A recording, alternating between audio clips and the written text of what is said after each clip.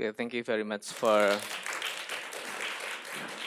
a great introduction. I would like to add I'm also the winner of the Human Rights Award from FGIP, which is the Chimpili Scholarship in 2016. So it's very honorable moment for me to share my story finally in this global mental health advocacy. So this is a great event, and I really appreciate that I have this opportunity to share my story. Now I shall start it, and then yes, this is my painting. So I'm a former chaining victim. So I survived from chaining practice that was held in my country. It was in the year of '99 when I had my major depression. So my family brought me to these government facilities, and all of the patients are being chained. So my feet, both of them are put in chained and locked into the wooden bed. So for about 1 month, so I had this treatment. So while I'm having my depression and dealing with everything, they misdiagnosed me with schizophrenia, and they put me medication for schizophrenia and so on and so on. And uh, though some positive side is like I able to uh, manage the, because of the medication, the psychotic episode of the major depression is managed, so it's a good thing. But I felt the bad side effects of the medication, so it's not the suitable one. So finally, through times when I find a lot of psychiatrists and psychologists, the diagnosis is confirmed that I had this bipolar condition, which is fortunate I had the mild one, so not the severe one. So I finally gained my recovery. So, but it's a long story of recovery. It's ups and down and struggling. And after I was discharged from this facility, for it was 1 month in '99. Then because of the stigma is still there, and the society aware of that. I mean, know my story, and the stigma is just getting bigger and bigger. So it's like I couldn't stand with it. So one of my neighbor like pointing at me into this our language, like, you crazy. So it's like really hit me hard. So I was fell into more depression. I ran away from my village. So it's like the form of rebellion. I want to escape from this everything. But in short, it ended up in my parents sent me back to the same facility for 1 month. So second time, and yeah, okay. You will see it in the full story of my documentary. This is the title, Breaking the Chains Anto Story. It's already released. It's an international project, which is the participatory short documentary that I was involved with as a participant at the first time. But it evolved because we've doing it for since 2012 until 2018. So it's really record my journey of how I evolved into this mental health advocate.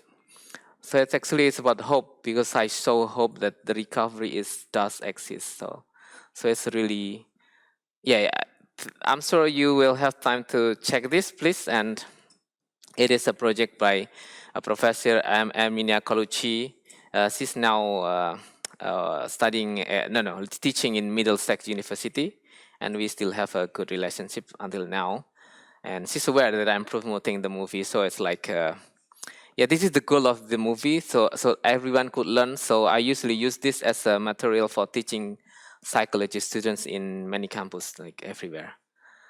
So if in summarize, how I gain my recovery is when I combine all of this element, which is we understand that on the only medical treatment won't help. So I build a support system. I manage that. So and I through times I also able to rebuild myself into a self motivation, like accept for what I was, what my diagnosis is, for everything that happened. So finally, I do not blame my parents, my family, because that's what they knew. Because that's how society is. So yeah, eventually I built my resilience, and because I have this find the new meaning of my life, which is I finally able to share my story to the world, that they going to learn something, or yeah, I think that I found my new meaning, become a mental advocate, defending the issue and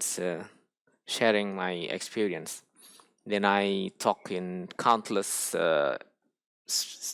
webinar, lecture, public lecture, like a seminar conference in mental health in Indonesia, and also teaching psychology student in the most prestigious campus in Indonesia. Once I was invited to speak in one lecture of King College University, talk about the introduction of global health, when I spoke about the Indonesian mental health uh, situation, and I managed to finish my education, my bachelor, then my master in health promotion, compete with a scholarship for Australia scholarship, if I've ever heard. So I compete with around 5,000 people, and I got selected. So I finished that, and I used all of my talent. Like I paint. This is the at the right side bottom is Ernest Hemingway, if you recall.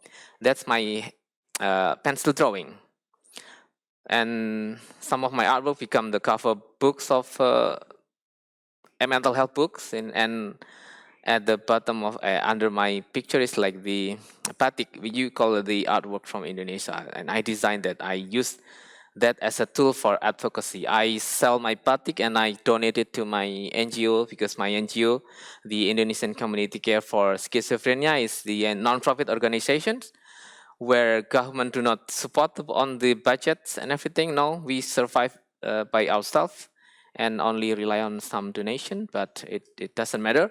We still provide support and doing advocacy relentlessly since more than a decade, and doing a lot of education, yeah, because we educate patient and family how to go to the recovery process, supporting them with the sufficient and adequate information, the correct information, how to do with the treatment, medication, etc. Just everything. Then the impact is the outcome. We established to have the Indonesian mental health law in 2014, because we advocated to the parliament with the collaboration with the one of psychiatrists that at that time become a parliament member.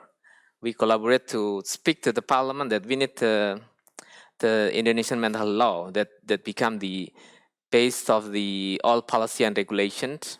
And we also now being invited to finally the government recognize us, and they involve us to policy making and regulation for derivative law, because from the mental health law we have to divide it into some law for the regions. So then, yeah, at least we've done something, but I say but because on the contrary, yesterday we've seen the lecture by Miss Helen talk about the coercion that should be in the past. But the fact is, it's still happening in most of low middle income country, like Indonesia, for example. These pictures taken like few months ago. It's happening, say, and people, a lot of activists are trying to release them. Then one of them with the red shirt with the hat used to be enchained, but because of the COVID situation, he had to come back to his village, but end up being chained again by his society. And what happened? He died because he's malnourished and neglected, and that happened. It's tragic. And this also happening in the same island, because Indonesia consists a lot of island, and this is happening in the same island where our capital is. And the last video, the last photos that I show you, this is my neighbor, my own neighbor. I visit him regularly, talk to the parents. I even advocate this to the health district in my city, and indeed they managed to put him into the program of mental health hospital, then followed by rehabilitation program by social services. But when this patient is going to be discharged from the program, you know what? The family built this prison. So another form of coercion. So it's still happening, because Human Rights Watch record in 2016 there are 57,000 people are being chained in Indonesia, and our government do a research data on this. They only record only 18,000 something. So I'm sure there are a lot of cases are still happening. And what we can do, of course, I recommend like collaboration, integration, all of these stakeholders, and maybe international pressure. So international collaboration to address this issue, because we are human and we should be treated equally. Thank you for all of your attention. Now that I'm looking forward for your Q&A. Thank you, and I give it to Nico.